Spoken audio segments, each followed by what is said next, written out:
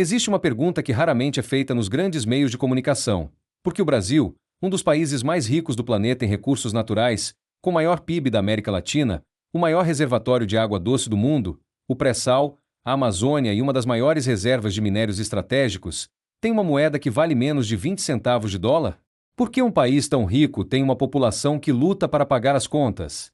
A resposta não está na incompetência. Está em um sistema integrado de dominação que opera de fora para dentro e de dentro para fora.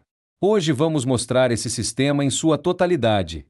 Comecemos pelo que é visível nos mapas, mas invisível nos noticiários: o cerco militar. Os Estados Unidos possuem mais de 70 bases e instalações militares na América Latina. O Brasil, maior potência da região, está literalmente cercado. Na Colômbia, 7 bases americanas garantem projeção de força sobre a Amazônia. No Peru, acordos recentes permitiram a entrada de tropas.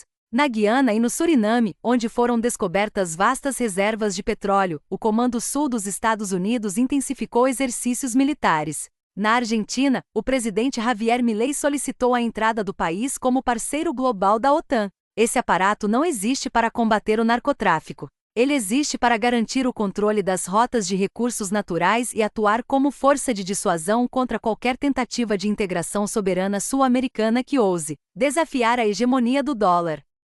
A segunda engrenagem desse sistema é menos visível, mas igualmente documentada: a presença israelense na América Latina como braço operacional do imperialismo. Empresas de tecnologia de segurança e inteligência militar de Israel fornecem softwares espiões, como Pegasus, treinamento de forças policiais e táticas de guerra híbrida para governos alinhados ao eixo Washington e Tel Aviv. O escândalo HondurasGate, revelado em abril de 2026 através de 37 áudios vazados e autenticados forensicamente, mostrou que recursos ligados ao primeiro-ministro Benjamin Netanyahu estariam financiando uma operação de desinformação para desestabilizar os governos do México e da Colômbia. O objetivo declarado nos próprios áudios era, nas palavras do ex-presidente hondurenho Juan Orlando Hernández, atacar e exterminar o câncer da esquerda na América Latina. Não é ideologia. É geopolítica com nome e sobrenome. Se as bases militares e a inteligência garantem o controle do território e da política, os megafundos de investimento executam a captura da economia real. A BlackRock, maior gestora de ativos do mundo, com mais de 10 trilhões de dólares sob gestão, não é apenas um investidor estrangeiro. É a expressão máxima do hiperimperialismo financeiro. Esses fundos operam comprando fatias expressivas da infraestrutura crítica brasileira: energia, saneamento, telecomunicações e agronegócio. Quando a economia brasileira é forçada a estagnar, através de juros altos e câmbio desvalorizado, os ativos nacionais ficam baratos em dólar. A BlackRock e seus pares entram e compram o Brasil a preço de banana. Eles não trazem desenvolvimento. Eles extraem a renda gerada pelo trabalho e pelos recursos naturais brasileiros, enviando os lucros para o exterior. Para que o saque internacional funcione, ele precisa de colaboração interna. É aqui que entra o capital offshore brasileiro.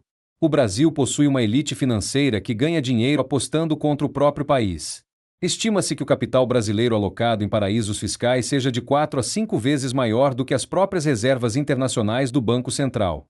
Essa elite se beneficia diretamente de um real fraco e de juros estratosféricos. Quando o dólar sobe, o patrimônio deles no exterior se valoriza em reais. Quando a taxa Selic sobe, os títulos da dívida pública que eles compram pagam rendimentos obscenos, isentos de risco. Não é má administração da economia. É uma gestão inversa consciente. Os passivos, as dívidas, estouram no Brasil, enquanto os ativos, as riquezas, se acumulam no exterior.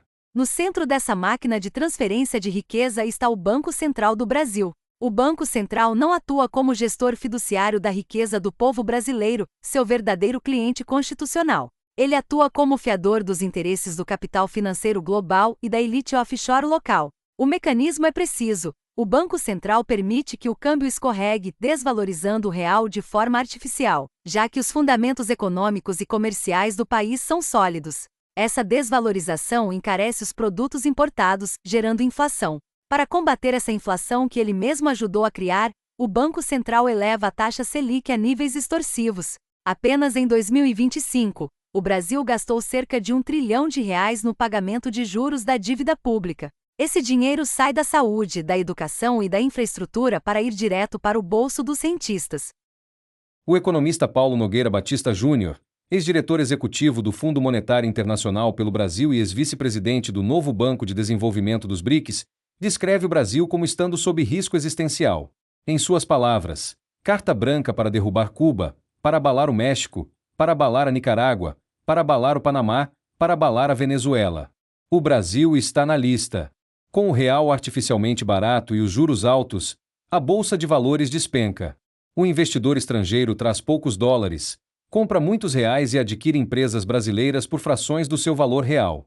É a dupla alavanca. O câmbio e os juros trabalham juntos para transferir a riqueza nacional para o exterior.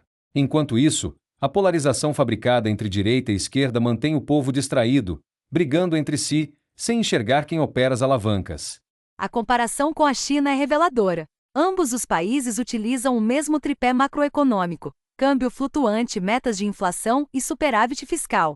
Mas os resultados são opostos. Na China, o tripé é operado para manter o lucro e o desenvolvimento dentro do país. No Brasil, o tripé é operado de forma inversa. Os artifícios contábeis e comerciais produzem o prejuízo no Brasil e o lucro no exterior. A diferença não está na ferramenta. Está em quem a opera e para quem.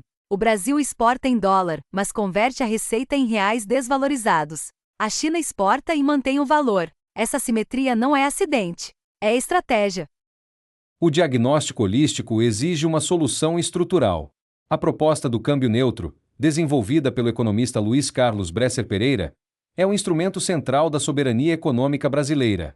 O mecanismo é simples. O Banco Central deve adotar um sistema de bandas cambiais, intervindo ativamente no mercado de câmbio, vendendo reservas quando o real está fraco e comprando quando está forte. O objetivo é estabilizar o câmbio no seu valor real, eliminando a volatilidade artificial que alimenta a inflação de custos. Com o câmbio estabilizado, a inflação cai. Com a inflação controlada pelo câmbio e não pelos juros, a taxa Selic extorsiva perde sua justificativa. Os juros reais podem ser reduzidos gradualmente até o máximo de 2% ao ano, liberando o orçamento público para o investimento produtivo. O câmbio neutro não é uma proposta de esquerda nem de direita. É o fiel da balança que permite a convivência harmoniosa entre o capital interno e o capital offshore. O Brasil offshore e o Brasil onshore não precisam ser inimigos. Precisam de regras justas. Com o câmbio neutro, o capital offshore que retornar ao Brasil encontrará um ambiente estável, sem o risco de ver seus investimentos destruídos pela volatilidade cambial. Com juros reais de 2%, o investimento produtivo se torna mais atrativo do que a especulação com títulos da dívida. O Brasil deixa de ser um cassino para se tornar uma economia. Essa proposta pode unir brasileiros de todas as correntes ideológicas, porque todos se beneficiariam: trabalhadores, empresários, investidores e o próprio Estado. O cerco é real. As bases militares existem.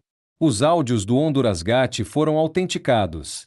A BlackRock compra infraestrutura brasileira. O capital offshore cresce enquanto o real murcha. O Banco Central gasta R$1 trilhão por ano em juros que não combatem a inflação. Mas o Brasil tem o que nenhum outro país tem: a maior biodiversidade do planeta, o maior reservatório de água doce, o pré-sal, os minérios do futuro e um povo de 215 milhões de pessoas. A soberania não é um luxo. É uma necessidade existencial. E ela começa pelo gestor fiduciário da nossa riqueza. O Banco Central do Brasil nomear o sistema é o primeiro ato de resistência. Entendê-lo em sua totalidade é o segundo. Agir é o terceiro.